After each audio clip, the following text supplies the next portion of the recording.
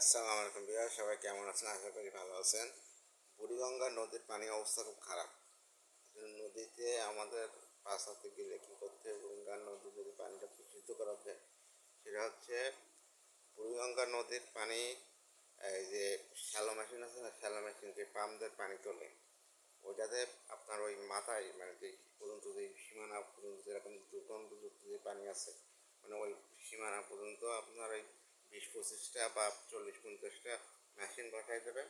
পানি উল্টো ওলট পালট হয়ে যাবে, এবার এইদিকে পানি ওই দিকে যাবে, ওইদিকে পানি যাবে। এটা হচ্ছে মেশিনে মোটরের সাহায্যে করতে হবে, যেরকম বালি তলে তলে যেভাবে। এটা অসম্ভব কিছু না, আমি শুধু টিপস দিচ্ছি। এভাবে উলট পালট করলে পানি ইনশাল্লাহ আল্লাহ যদি চাই তাহলে পানি বিশুদ্ধ হয়ে যেতে পারে। এটা করে দেখেন, আমার ছোটো মুখে বড় কথা। আপনার টিপস দিলাম, আমিও তো প্রকৌশলী, আমিও তো কিছু জ্ঞান রাখি নাকি। তাই এটা এইভাবে করতে পারেন। আর নদীতে দেখা যাচ্ছে কালো হয়ে গেছে পানি, বিভিন্ন ইন্ডাস্ট্রির এ পানিতে এই খারাপ পানি এসে দুর্গন্ধ করছে। তা ওই যে মেশিন বসাইতেন ওই জায়গায় 40-50টা মেশিন বসানোর কোনো ব্যাপার নয়।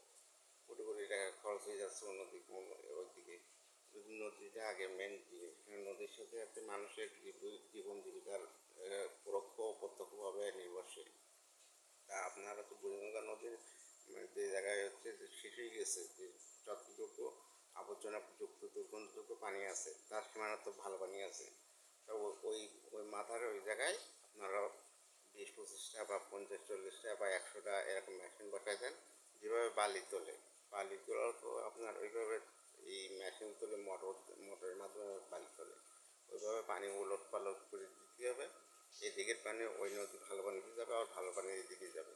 এভাবে বিপরীতভাবে এভাবে এই করতে হবে, ইনশাল্লাহ পানি দেখা যাচ্ছে যে আল্লাহ চাইতো নদীর পানি বিশুদ্ধ হয়ে যাবে। আর এইভাবে এর থেকে খারাপ কিছু আর নদীতে ফেলবো না, এরকম ইন্ডাস্ট্রি এগুলো পানিগুলো বিশুদ্ধ করার চিন্তাভাবনা নেই।